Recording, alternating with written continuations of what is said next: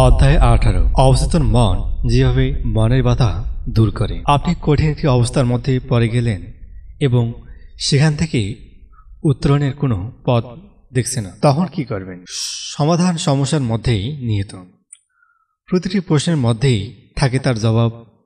আপনার অবচেতন মনের অপরিসীম বুদ্ধিমত্তা সবকিছু জানে এবং দেখছে। আপনার কাছে জবাব আছে এবং এ মুহূর্তে সে আপনাকে জবাব দিচ্ছে। তবে আপনাকে অবশ্যই শুনতে হবে। নিখাত আত্মবিশ্বাস নিয়ে আপনার অবচেতন মনের আর্জিগুলো অনুসরণ করতে হবে। একবার যদি এই নতুন মানসিক দৃষ্টিভঙ্গিটি আয়ত্ত করতে পারেন যে আপনার ভেতরকার সৃষ্টিশীল বুদ্ধিমত্তা এবং সুন্দর সমাধান নিয়ে আসছে, আপনি যে প্রশ্নের জবাব খুঁজছেন তা পেয়ে যাবেন। কি করে একটি অভ্যাস ভাঙা এবং গড়া যায়? আমরা সবাই অভ্যাসের দাস। অভ্যাস আমাদের অবচেতন মনের একটি কর্মকাণ্ড মাত্র। আমরা সাঁতার কাটতে শিখি, সাইকেল চালাই, নাচ করি, গাড়ি চালাই, সবই কিন্তু করছি সচেতনভাবে বারবার, যতক্ষণ না পর্যন্ত এগুলো আমাদের অবচেতন মনে আসন গড়ে বসে। তারপর অবচেতন মনের অটোমেটিক হ্যাবিট অ্যাকশন এর নিয়ন্ত্রণ নিয়ে নেয়। একে কখনো কখনো বলা হয় দ্বিতীয় প্রকৃতি। এ হলো আমাদের প্রথম প্রকৃতির চিন্তাভাবনা এবং কার্যকলাপের প্রতি অবচেতন মনের প্রতিক্রিয়া। আমরা যদি নিজেদের অভ্যাস নিজেরাই গড়ে তুলতে পারি, তাহলে আমরা ভালো কিংবা মন্দ সব রকম অভ্যাসই তৈরি করতে পারব। আপনি যদি বারবার কোনো নেতিবাচক চিন্তা করেন বা একই কাজ বারবার করেন, এটি কিন্তু অভ্যাসে পরিণত হয়ে যায়। সে কিভাবে একটি বদভ্যাস ত্যাগ করছিল। ববসে যখন আমার কাছে আসে তখন তাকে খুবই হতাশ লাগছিল। আমি মদ খেয়ে খেয়ে আমার চাকরি এবং আমার পরিবার খুইয়েছি, বলল সে। আমার স্ত্রী ফোনে আমার সঙ্গে কথা বলা পর্যন্ত বলে না। সে আমাদের মেয়ের সঙ্গে দেখা করতেও দেবে না বলছে। আমি জানি না আমার কি হবে। তুমি কি মদ খাওয়া বাদ দেওয়ার কখনো চেষ্টা করছো? জিজ্ঞেস করলাম তাকে। অবশ্যই চেষ্টা করছি, জবাব দিল সে। বহুবার কয়েকদিনের জন্য মদ সত্যি সত্যি ছেড়ে দিয়েছিলাম।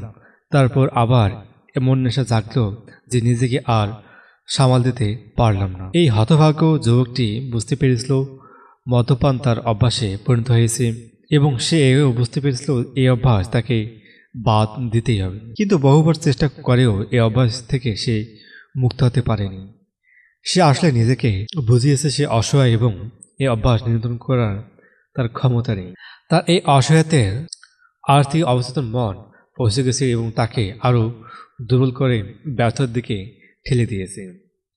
আমি চেতন এবং অবচেতন মনের ভারসাম্যগুলো বোঝালাম। দুটিতে তখন একত্রে কাজ করে। তখন অবচেতন মনে গড়ে বসা আকাঙ্ক্ষার আইডিয়াটি রিলিজ হয়ে যায়। বব জানত তার ধ্বংসাত্মক অভ্যাসটি স্বয়ংক্রিয়তায় পরিণত হয়েছে। এই সচেতনভাবেই সে মেনে নিয়েছে। নেতিবাচক চিন্তা তাকে গ্রাস করছে, এখন ইতিবাচক চিন্তা করতে হবে। এরপর থেকে সে আর নিজেকে অসহায় ভাবত না, ভাবত তার মদ পানের অভ্যাস দূরীকরণের কোনো বাধা নেই এবং এভাবে সে মদ পানের এই বদভ্যাসটি থেকে মুক্ত হয়। তার মানসিক চিত্রের শক্তি। বব তার শরীর রিল্যাক্স করে নিদ্রালু ধ্যানমগ্ন অবস্থায় যাওয়ার প্র্যাকটিস শুরু করে। তারপর সে তার মনে মনে তার আকাঙ্ক্ষার সমাপ্তি ছবি ফুটিয়ে তোলে, জানতো একটি অবচেতন মন খুব সহজে বহন করতে পারবে। সে কল্পনা করে তার মেয়ে তাকে জড়িয়ে ধরে বলছে, ওহ ড্যাড, তুমি আবার বাড়ি ফিরে এসেছো, বলে কি যে ভাল লাগছে। প্রতিদিন নিয়ম করে বব এভাবে ধ্যানে বসে থাকত।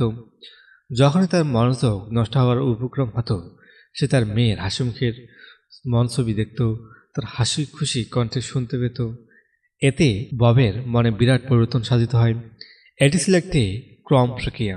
বব এটি ধরে রেখেছিল। সে জানত আজ হোক বা কাল তার অবচেতন মন অবশ্যই নতুন একটা অভ্যাস প্যাটার্ন গড়ে তুলতে পারবে। আমি ববকে বলছিলাম সে যেন তার সচেতন মনকে একটি ক্যামেরা হিসেবে চিন্তা করে, তার অবচেতন মন হিসেবে সংবেদনশীল প্লেট যার উপর সে একটি ছবিটি ফুটিয়ে তুলবে। এই পরামর্শ ববকে দারুণ প্রভাবিত করে। তার সম্পূর্ণ উদ্দেশ্য হয়ে ওঠে তার মনের ছবিটি ফুটিয়ে তুলে সেখানে ডেভেলপ করা। ফিল্ম অন্ধকারে ডেভেলপ করা হয়, তেমনি মানসিক ছবিগুলো অবচেতন মনের ডার্ক রুমে ডেভেলপ করা হয়। Focused attention. বব বুঝতে পেরেছিল তার মনের একটি ক্যামেরার মতো আই তাকে কোনোরকম জোর খাটাতে হয়নি, কোনো মেন্টাল স্ট্রাগল ছিল না। সে চুপচাপ তার চিন্তাভাবনাগুলো অ্যাডজাস্ট করে তার সামনের চিত্রের প্রতি কেন্দ্রীভূত করছে মনোযোগ। ছবিটি পুরোপুরি আইডেন্টিফাই না করা পর্যন্ত সে এ চেষ্টা চালিয়ে গেছে। সে মানসিক আবহে পুরোপুরি নিবিষ্ট হয়ে পড়েছিল। ঘন ঘন মানসিক ছবিটির পুনরাবৃত্তি করেছে। কোনো সন্দেহ ছিল না যে এটি নিরাময়যোগ্য প্রক্রিয়া শুরু হয়ে যাবে। যখনই মদ পানের ইচ্ছা জাগত মনে মদ্যপান চিন্তা থেকে মন দূর করে সে ভাবত সে বাড়িতে তার পরিবারের সঙ্গে আছে। সে সফল, কারণ আত্মবিশ্বাস নিয়ে প্রত্যাশা করেছিল যে ছবিটি সে মনের মধ্যে ডেভেলপ করে চলছে তার অভিজ্ঞতা অবশ্যই সঞ্চয় করবে। বর্তমানে সে ধীরস্থির একজন মানুষ, পরিবারের সঙ্গে পুনর্মিলন ঘটছে তার, কেরিয়ারে সফল এবং অন্তত সুখী এক ব্যক্তি। আপনি যা চান তা কতটুকু পান? এক তরুণ একবার সক্রেটিসকে জিজ্ঞেস করেছিল কিভাবে সে জ্ঞান অর্জন করতে পারে। আমার সঙ্গে এসো, বললেন সক্রেটিস। তিনি ছেলেটিকে নিয়ে একটি নদীর ধারে গেলেন এবং তার মাথাটি ঠেসে ধরলেন পানির নিচে। ছেলেটা বাতাসের অভাবে হাঁসফাঁস শুরু না করে পর্যন্ত ওকে চুবিয়ে রাখলেন, তারপর ছেড়ে দিলেন। ছেলেটি একটু সুস্থির হলে সক্রেটিস তাকে বললেন, তার মাথাটি যখন পানির নিচে ছিল তখন সবচেয়ে বেশি কিসের আকাঙ্ক্ষা করছিলে? বাতাস, জবাব দিল ছেলেটি। সক্রেটিস মাথা ঝাঁকালেন। পানির নিচে চুবানি খাওয়ার সময় যেমন আকুল হয়ে তুমি বাতাস চাইছিলে, সেরকম ব্যাকুল হয়ে যদি জ্ঞানের সন্ধান করো তাহলে অবশ্যই তা পাবে।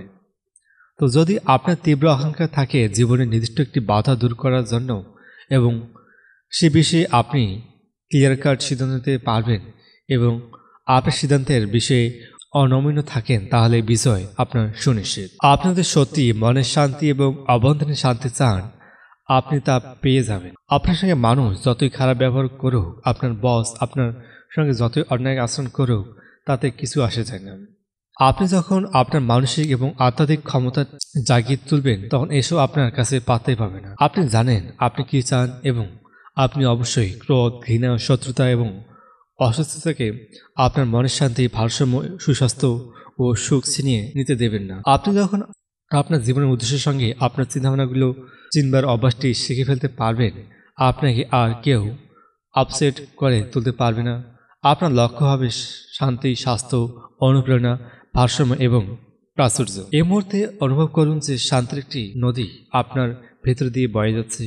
আপনার চিন্তাগুলো নিরবময় এবং অদৃশ্য ক্ষমতা সম্পন্ন এবং আপনি এর সাহায্যে নিজেকে ভাসিয়ে দিচ্ছেন মঙ্গল ও অনুপ্রেরণার পথে। এগুলো আপনাকে দিচ্ছে পরম শান্তি। সে কেন সেরে উঠতে পারল না? একটি প্রধান টেক্সট বুক ডিস্ট্রিবিউটরের মাঠকর্মী অ্যালিয়েন্স সে বিবাহিত, 4 সন্তানের জনক।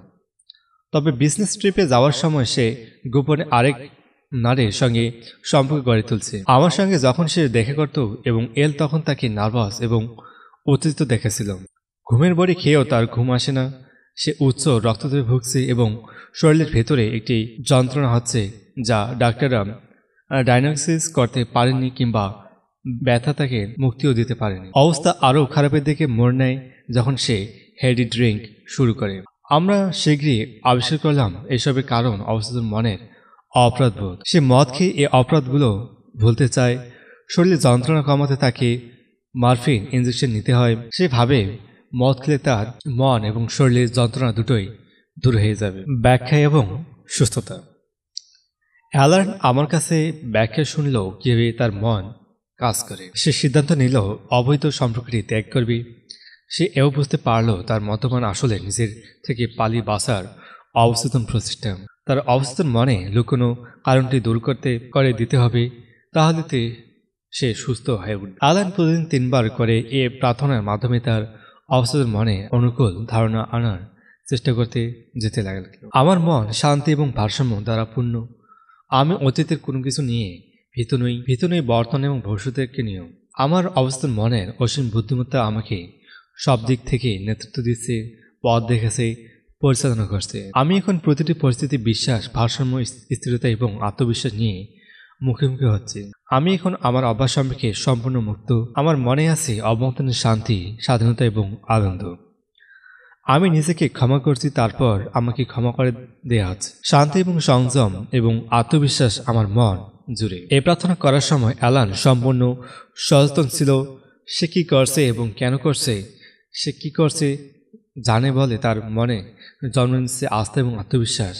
আমি তাকে ব্যাখ্যা করলাম সে যখন এই বিবৃতিগুলো জোরে জোরে এবং ধীরে সুস্থে উচ্চারণ করবে তাকে এগুলো ক্রমশ তার অবচেতন মনের মধ্যে ডুবে যাবে। বীজের মতো তারাও বড় হবে, তার কান শব্দ শুনছে, শব্দ নিরাময় কম্পনগুলো তার অবচেতন মনে পৌঁছাচ্ছে এবং তার সমস্যার জন্য দায়ী সকল নেতিবাচক মানসিক প্যাটার্নগুলো মন থেকে মুছে দিচ্ছে, যেভাবে আলো দূর করে দেয় অন্ধকার।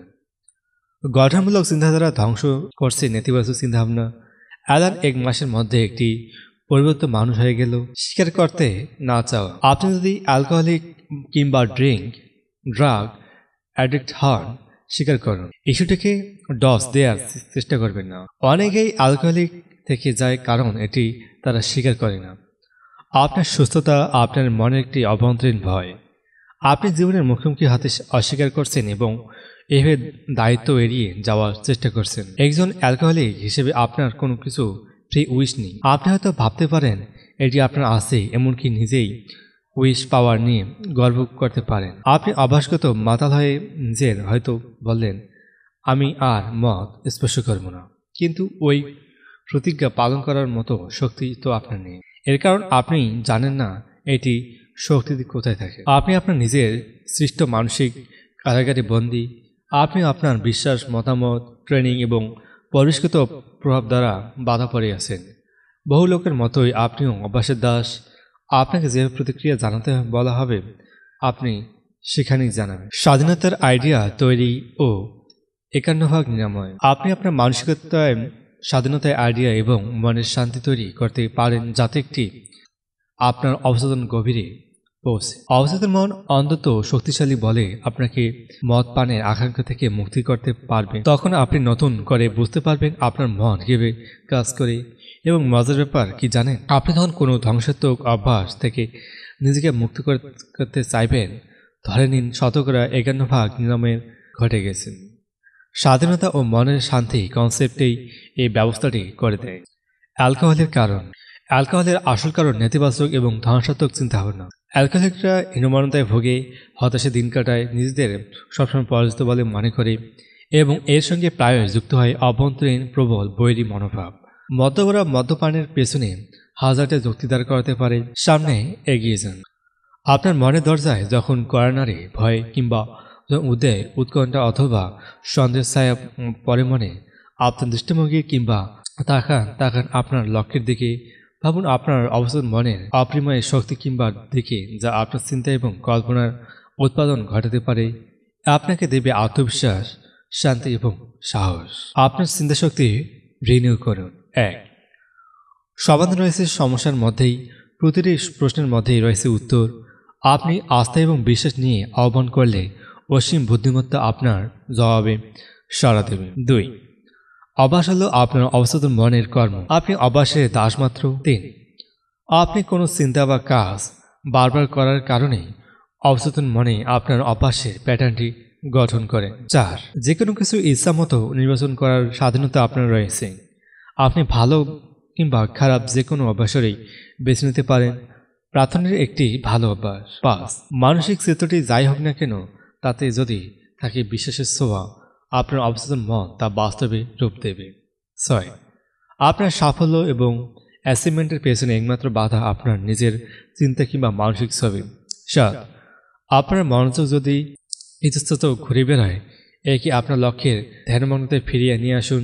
এ অভ্যাসটি গড়ে তুলুন। একে বলে মনকে সুশৃঙ্খল করে তোলা। 8. আপনার সচেতন মন হলো ক্যামেরা এবং আপনার অবচেতন মন হলো এর সংবেদনশীল প্লেট যার উপর আপনি ছবির ছাপ ফুটিয়ে তোলেন। 9. অলক্ষণে বলে যে শব্দটি রয়েছে তা আসলে মনের একটি ভয় মাত্র। ভয়ের এই ভাবনাটি মনে পুনরাবৃত্তি ঘটে বলে লোকে অনুক্ষণে কথাটি ব্যবহার করে। আপনি ভালো কিছু চিন্তা করে অনুক্ষণে চিন্তা মন থেকে দূর করাতে দিতে পারেন। 10. কোনো নতুন অভ্যাস গড়ে তুলতে হলে আপনার মনকে বোঝাতে হবে এটি পরম আকাঙ্ক্ষিত। আপনি যখন খারাপ অভ্যাস বাদ দেওয়ার চেষ্টা করবেন তখনই কিন্তু এই 51% মনকে থেকে মুছে যাবে। 11. অন্যদের কথা আপনাকে আঘাত করতে পারে না যদি আপনার মন তা মেনে নেয়। 12.